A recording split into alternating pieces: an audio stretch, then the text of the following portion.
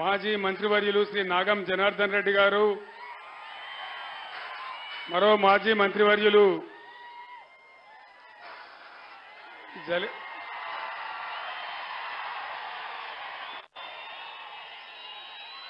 జలెటోడు మనోడేనా?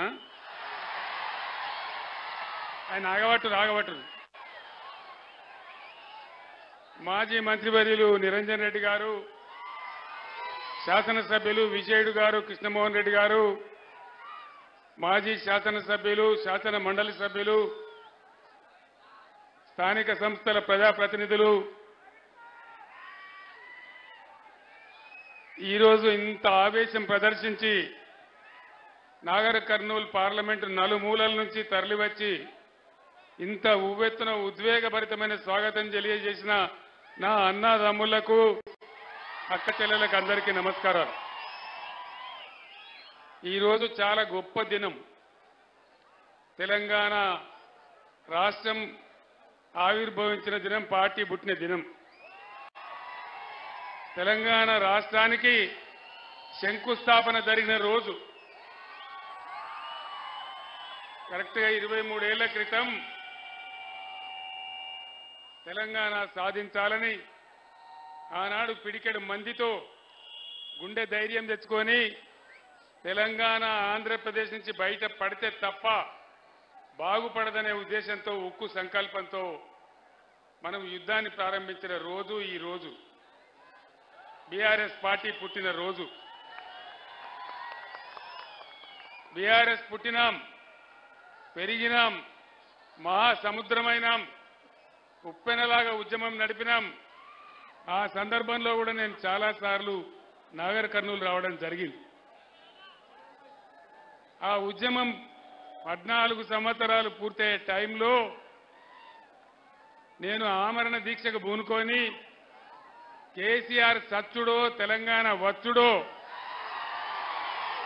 ఏదో ఒకటి తేలాలని ఆనాడు అక్కడ నేను దీక్షకు పోతే నన్ను పట్టుకపోయి ఖమ్మం జైల్లో వేసినారు. మీరంతా కూడా ఉప్పెనలాగా విజృంభించినారు. నిరాహార దీక్ష శిబిరాలు యాద్ చేసుకుంటే ఒక ఉప్పెన లాంటి బ్రహ్మాండమైన సన్నివేశం. చివరికి కష్టపడి తెలంగాణ తెచ్చుకున్నాం. ప్లీజ్ తమ్ముడు 15 నిమిషాలు మాట్లాడతాను నేను. నినాదాలు లాస్ట్లో చెప్దాం. తెచ్చుకున్న తెలంగాణ ఒకటే మాట నా గుండెలో ఎప్పుడు కూడా ఉంటుంది. నేను మహబూబ్ నగర్ నుంచి ఎంపీగా, పార్లమెంట్ సభ్యునిగా ఉన్నప్పుడే ఈ తెలంగాణ రాష్ట్రాన్ని మనం సాధించుకున్నాం. ఆ గౌరవం చరిత్రలో ఎప్పుడు కూడా మహబూబ్ నగర్ జిల్లాకే ఉంటుందని నేను మనవి చేస్తా ఉన్నా. తెచ్చుకున్న తెలంగాణ ఒకటే ఒక మాట, కులం లేదు, జాతి లేదు, మతం లేదు, అన్ని వర్గాల ప్రజలను కోడి పిల్లలు దాదుకున్నట్టుగా 10 ఏళ్లు ఈ గులాబీ జెండా నీడలో బ్రహ్మాండంగా అన్ని వర్గాలను కూడా చేరదీసి బ్రహ్మాండంగా చేసుకున్నాం. అంతకుముందు 50 ఏళ్లు కాంగ్రెస్ తెలుగుదేశం పాలన ఉంటే పాత మహబూబ్ నగర్ జిల్లాలో ఒక్క మెడికల్ కాలేజ్ అన్న వచ్చిందా? ఇవాళ ఎన్ని వచ్చినాయి? 5 మెడికల్ కాలేజీలు వచ్చినాయి. బీఆర్ఎస్ రాజ్యంలో 5 మెడికల్ కాలేజీలు వచ్చినాయి. ఇంతకుముందు నేను వస్తుంటే ఆ మెడికల్ కాలేజీ దాటుకుంటా వచ్చిన నేను.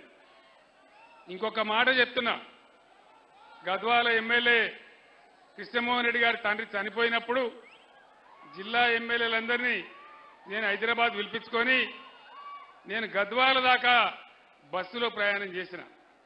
ఎట్లయింది నా పాలమూరు కండ్లార చూడాలి, ఆనాడు వలసలు పోయిన పాలమూరు ఎట్లా అయింది, ఇప్పుడు ఎట్లా ఉన్నది చూడాలని చెప్పి బ్రహ్మాండంగా నేను హైదరాబాద్ నుంచి 200 కిలోమీటర్ల గద్వాల దాకా పోయినా. మరి జనార్దన్ రెడ్డి గారు, ఈ నాయకులంతా నాతో ఉన్నారు. ఆ రోజు చాలా ఆనందపడ్డా, నేను చాలా సంతోషపడ్డా. ఎక్కడికక్కడ వరి కోతలు, ఎక్కడికక్కడ వరి కోసే మిషన్లు, ధాన్యపు రాసులు, చాలా బ్రహ్మాండంగా నా హృదయానికి ఆనందం కలిగింది.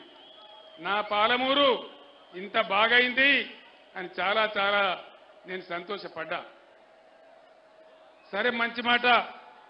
మొన్న అడ్డగోలు హామీలు ఇచ్చి దుష్ప్రచారాలు చేసి వాళ్ళ నోటికొచ్చిన మాటలు చెప్పి కేవలం 1.5% ఓట్లతోని కాంగ్రెస్ అధికారంలోకి వచ్చింది. ఎన్ని మాటలు చెప్పినారు? రైతు బంధు అందరికి వచ్చిందా? రాలేదా? అందరికి రాలే. అయ్యా ముఖ్యమంత్రి, ఇది ప్రజల భాష, నేను ప్రజల మధ్య నిల్చొని మాట్లాడుతా ఉన్నా. రాలేదా రైతు బంధు? ప్రతి ఆడపిల్లకు 2,500 వచ్చినాయా? 2 లక్షల రుణమాఫీ అయిందా? కళ్యాణ లక్ష్మి తులం బంగారం వచ్చిందా? ఆడపిల్లలకు స్కూటీలు వచ్చినాయా? వరికి 500 బోనస్ వచ్చిందా? అది బోగసే అయిందా? అంటే ఈ విధంగా చివరికొస్తే ఎండింది ఎండంగా మా కష్టపడి రైతులు పండించి ధాన్యం తెచ్చి కొనుగోలు కేంద్రాలలో పెడితే దానికి కొనే దిక్కు లేదు. 20 రోజులైనా 15 రోజులైనా తప్పుడు వానలు వచ్చి తడిసిపోతా ఉంది తప్ప దానికి కొనే దిక్కు లేదు. ఇది ఇలా ఈ ప్రభుత్వం చేస్తున్నటువంటి పరిస్థితి. బీఆర్ఎస్ గవర్నమెంట్ ఉన్ననాడు, కేసీఆర్ ముఖ్యమంత్రి ఉన్నన్ని రోజులు ఒక్క ఏడాది లోపలనే కరెంటు బాగా చేసి 24 గంటలు కరెంటు ఇచ్చినాం. రెప్పగొట్టినంత సేపు కూడా కరెంటు పోలే. మళ్ళా ఈ కాంగ్రెస్ రాజ్యంలో కరెంటు పోతా ఉంది. మళ్ళా రాత్రిపూట బాయిల కాడికి పోవుడు, మళ్ళా తేలుపాములు గుట్టుడు. ఇప్పటికి 225 మంది చచ్చిపోయినారు తెలంగాణ రాష్ట్రంలో రైతులు. కొందరు ఆత్మహత్య చేసుకున్నారు, కొందరు కరెంటు షాటుకు చచ్చిపోయినారు, కొందరు పొలం కాడికి పోయి పాములు గారికి చచ్చిపోయినారు. రకరకాల బాధలు మళ్ళా తయారైనాయి. ఈ బాధ ఎందుకు వచ్చింది? దయచేసి ఆలోచన చేయండి. కేసీఆర్ పెట్టిందే కదా, ఉన్నదే కదా, వీళ్ళు కొత్తగా గడపార పెట్టి తవ్వేదేం లేదు కదా. ఇచ్చిన కరెంట్ ఐఎస్టీసీకి ఇయ్యచ్చు కదా. ఇయ్యాల రోజు ముఖ్యమంత్రి మాట్లాడతాడు, మంత్రులు మాట్లాడతారు. మేము 24 గంటల కరెంట్ ఇచ్చినామంటారు. కరెంటు పోతలేదంటున్నారు. కరెంటు చక్కగా వస్తుందా? రోజుకు 10 సార్లు పోతా ఉంది. నేను శ్రీనివాస్ గౌడ్ గారి ఇంట్లో, నేను మాజీ ఎమ్మెల్యేలు అందరం కూర్చుని మహబూబ్ నగర్ పార్లమెంట్ సమీక్ష చేస్తూ అక్కడ అన్నం తింటా ఉన్నాం. తక్కువని కరెంటు పోయింది. నేనంటే ఏమిరా ఇది, కేసీఆర్ని ఇబ్బంది పెట్టానని తీసేసిండ్రా, ఎందుకు పోతుందంటే వెంటనే వాళ్ళందరూ చెప్పింది, సార్ ఒక్కసారి కాదు రోజుకు 10 సార్లు పోతుందని చెప్పినారు. ఇగో ఇది ఈ పరిపాలన మీ కళ్ళారా చూస్తా ఉన్నారు. ఇంకొక మాట దయచేసి ఆలోచన చేయాలి. బ్రహ్మాండంగా మిషన్ భగీరథ పథకం పెట్టి ప్రతి ఇంటికి నల్లా ఇచ్చి, మున్సిపాలిటీలలో రూపాయికి కనెక్షన్ ఇచ్చి, ప్రతి పేదవాడింట్లో నల్లబెట్టి ఫ్రీగా పెట్టి బ్రహ్మాండంగా మంచినీళ్ళ సరఫరా జరిగింది కదా. జరిగిందా? అప్పుడు ఇప్పుడు జరుగుతుందా? మళ్ళా బోర్లు ఎందుకు వస్తున్నాయి? మళ్ళా నీళ్ళ ట్యాంకర్లు ఎందుకు వస్తున్నాయి? మళ్ళా బిందెలు ఎందుకు మోస్తున్నాము? ఇక మాటలు కోటలు దాటితే కాళ్ళు తంగేలు కూడా దాటలేవు. ఇప్పుడున్న ముఖ్యమంత్రి, అయ్యా ముఖ్యమంత్రి ఇదేం పనే బాబు, నడిచిందని నడిపేయచ్చు కదా కొత్తగా లేకున్నా, నువ్వు కొత్తగా ఏమైనా ఇయ్యకున్నా. ఇప్పుడు ఇంకోటి చెప్తున్నారు. ఇంకోటి ఏం చెప్తున్నారు? మేము 5 ఎకరాలకే రైతు బంధు ఇస్తాం. 6 ఎకరాలు ఏం పాపం చేసిండు? 9 ఎకరాలు ఏం పాపం చేసిండు? 10 ఎకరాలు ఏం చేసిండు? రైతులంటే అంత సులకన్నా? సరే 20-30 ఎకరాలకు ఇయ్యమంటే ఒక మాట, కానీ 10-15 ఎకరాల దగ్గర ఇయ్యాలి కదా. ఇయ్యన్నా వద్దా? వీళ్ళ అయ్యే సొత్తేమన్నా పోతుందా? వీళ్ళ జాగిరి పోతుందా? ప్రజల సొమ్మే కదా. ప్రపంచంలో ఈరోజు నేను ఒక్కటే మాట మీకు చెప్తా ఉన్నా, గవర్నమెంట్ సపోర్ట్ లేకుండా ఏ దేశంలో కూడా వ్యవసాయం జరుగుతలేదు. అందుకే నా మెదడు కరగబెట్టి దేశంలో, భారతదేశంలో ఇంతకుముందు ఎప్పుడు లేనటువంటి రైతు బంధు తీసుకొచ్చినాం. టంచనగా పడుతుండే, టంచనగా రైతు బంధు పడుతుండే, టింగు మరి మీ సెల్ ఫోన్లు మోగుతుండే. బ్రహ్మాండంగా దర్జాగా మీరు పంటలు పండించినారు. ధాన్యపు రాసులు వచ్చినాయి.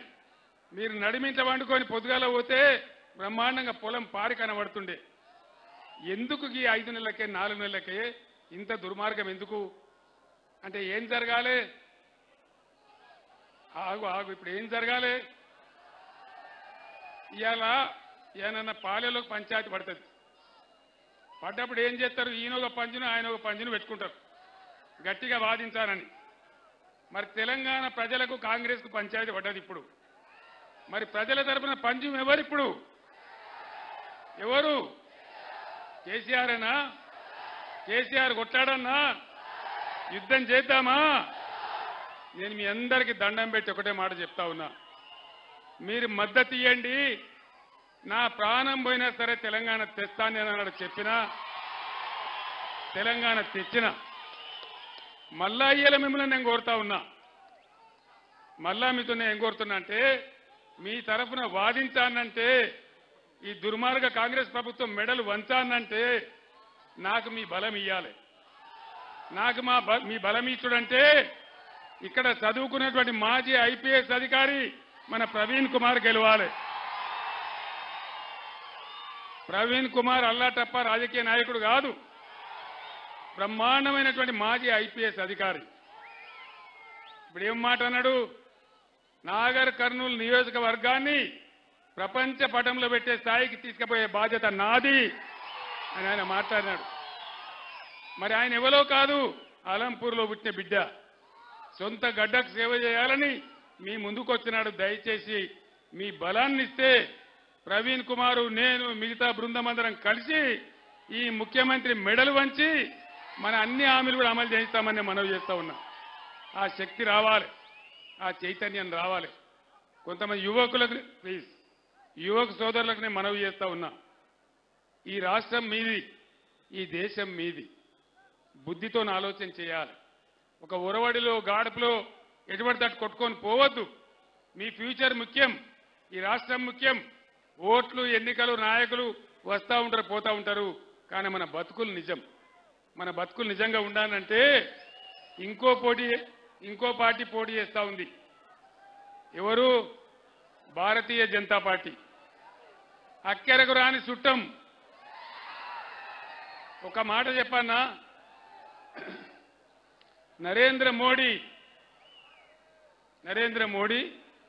ఒక 100 నినాదాలు చెప్పిండు. 100. బేటీ పడావో బేటీ బచావో ఏమన్నా కనబడ్డదా?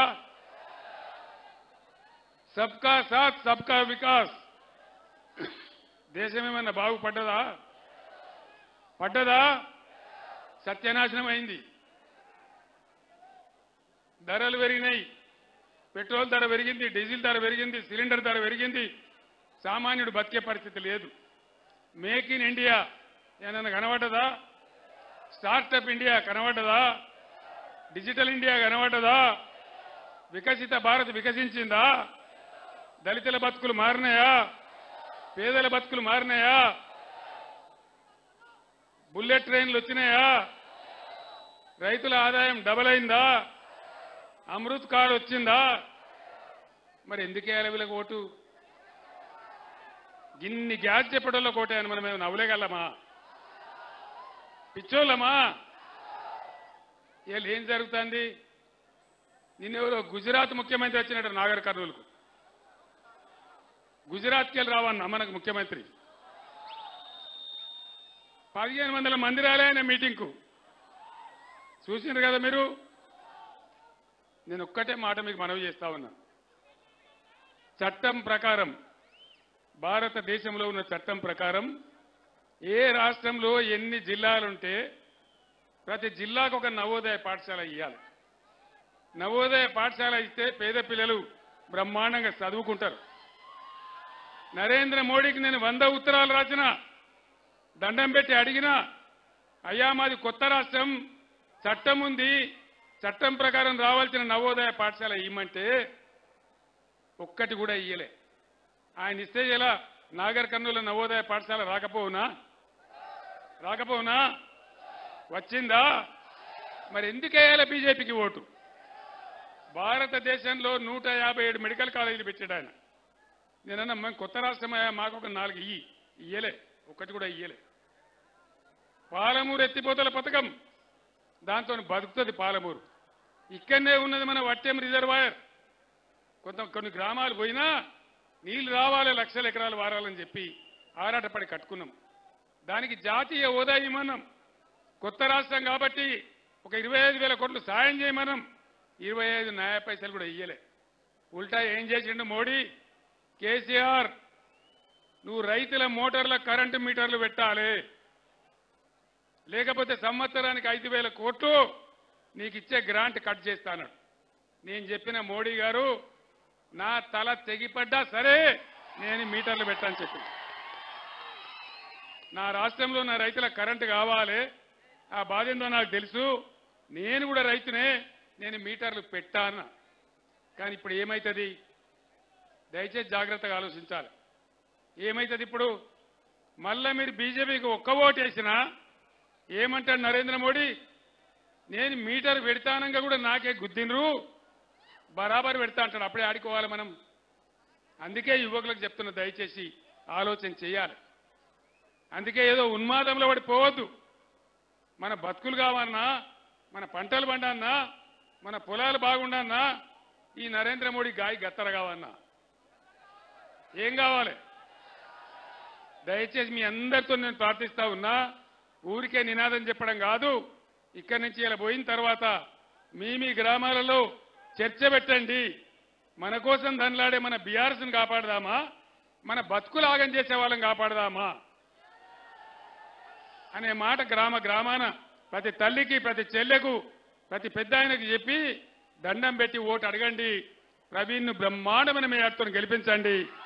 మన హక్కులన్నీ కాపాడుకుందాం, అన్ని కాపాడుకుందాం. ప్రవీణ్ అంటే ఎటువంటి వ్యక్తో మీకు ఒక్క మాటలో నేను చెప్తా. నేను ముఖ్యమంత్రి అయినాక ప్రవీణ్ని పిలుచుకున్నాను నేను.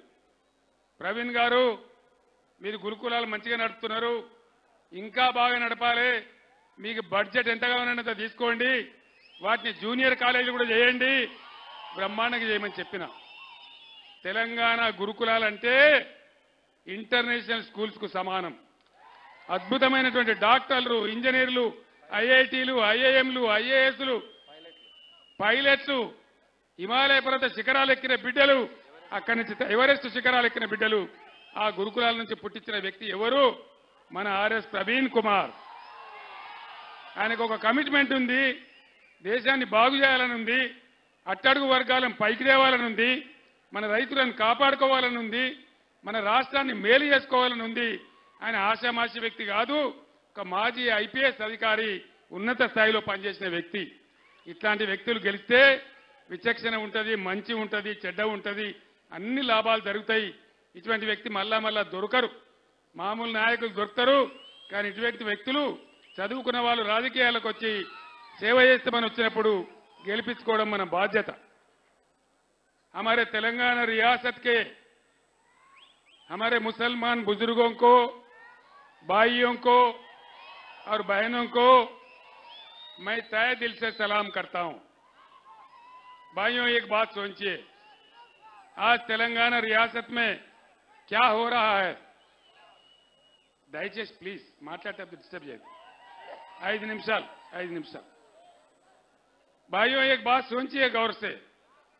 उस दिन जब तेलंगाना रियासत के लिए मैं जद्दोजहद के लिए निकला, कसम खा के निकला, अल्लाह पे भरोसा रख के निकला. उन दिनों मैं कहता था अल्लाह के घर में देर है लेकिन अंधेर नहीं है, उनका करम होगा और तेलंगाना रियासत बनेगा. उनका करम हुआ, अल्लाह का करम हुआ, हमको तेलंगाना रियासत हासिल हुआ. हिंदुस्तान में पहली बार, कहीं किसी रियासत में नहीं किया. हमारे मसाजिदों में नमाज पढ़ाने वाले इमाम साहब लोगों को और हमारे मसाजिदों में अजान देने वाले मौजम साहबों को पहली बार मैंने तनख्वाह शुरू किया. किसी रियासत ने नहीं किया. और तेलंगाना मुसलमान बच्चों के लिए, लड़कियों के लिए मैंने रेजिडेंशियल स्कूल खोला. आपके पास भी आया. कैसे अच्छा तालीम उन लोगों को मिल रहा है, ये आप देख रहे. आज क्या हो रहा है हमारे रियासत में, ये भी आप देख रहे हैं। यहां टक्कर हमको बीजेपी को है, महबूब नगर में भी और यहां नागर कर्नूल में भी। मैं सच्ची बात बता रहा हूं।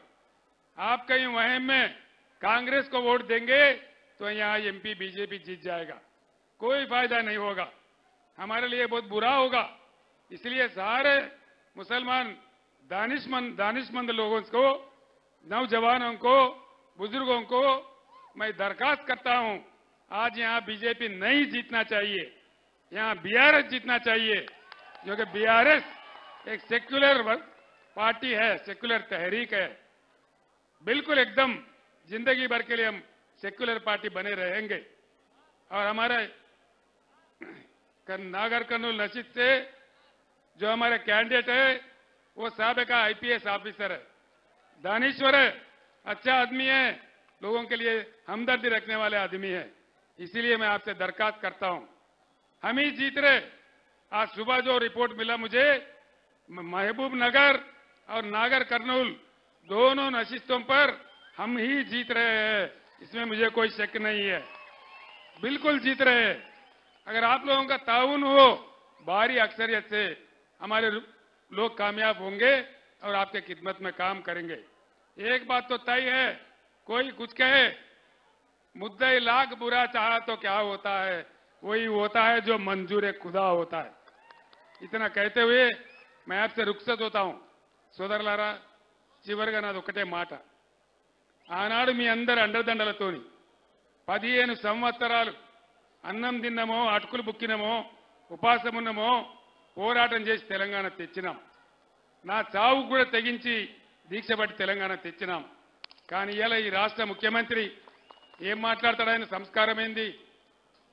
కేసీఆర్ నీ గుడ్లు వేకి గోటీలు ఆడుకుంటా, నీ పేగులు తీసి మెడలేసుకుంటా, ఆఖరికైతే నీ ముడ్డి మీద షెడ్డి కూడా గుంజుకుంటా. ఇదేనా ముఖ్యమంత్రి మాట్లాడే భాష? ధర్మమేనా? తెలంగాణ సాధించిన వ్యక్తిని, ఇన్నేళ్లు పోరాటం చేసిన వ్యక్తిని, వచ్చిన తెలంగాణను తెల్లగా చేసిన వ్యక్తిని, తెలంగాణకు మంచినీళ్లు, కరెంటు, సాగునీళ్ల కోసం తన్లాడిన వ్యక్తిని నన్ను పట్టుకొని ఇన్ని మాటలు అనొచ్చునా? ధర్మమేనా ఇది? ఇది మన తెలంగాణ గౌరవమా? కాబట్టి న్యాయం, ధర్మం మీరు చెప్పండి. ఎవరికి కర్రుగాల్చి వాత పెట్టానో, ఎవరిని అందలం ఎక్కియానో నిర్ణయించేది మీరు, శక్తి ఉన్నది మీ దగ్గర. కాబట్టి ధర్మాన్ని గెలిపించండి, బీఆర్ఎస్ ను గెలిపించండి, మళ్ళీ మన గవర్నమెంటే వస్తుంది, నేను గ్యారంటీగా చెప్తున్నా. మీకేం అనుమానం అవసరం లేదు. ఇలా బగ్గుమంటున్న తెలంగాణ ఎక్కడికి పోయినా నా బస్సు కదలనిత్తలేరు. ఊరూరికి పూలదాలుడు, గుమ్మడికాయలు కొట్టుడు, రకరకాల పదలు చేసి గంట అరగంట నేను ఆలస్యం పోతా ఉన్నా.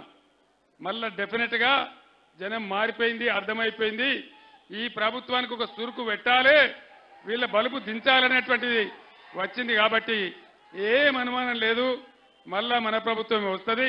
డెఫినెట్ గా బ్రహ్మాండంగా మన తెలంగాణ, మన పాలమూరు పథకం అన్ని కూడా చేసుకుందాం. ఏం రందిపడే అవసరం లేదు. ప్రవీణ్ కుమార్ గారిని గెలిపిమని కోరుకుంటూ నేను సెలవు తీసుకుంటా ఉన్నా. జై తెలంగాణ, జై తెలంగాణ. కారు గుర్తుకే, కారు గుర్తుకే, జై తెలంగాణ. ధన్యవాదాలు. మీరు క్షేమంగా వెళ్ళండి అందరూ. పొలాలు, అడుగంటిన జలాలు.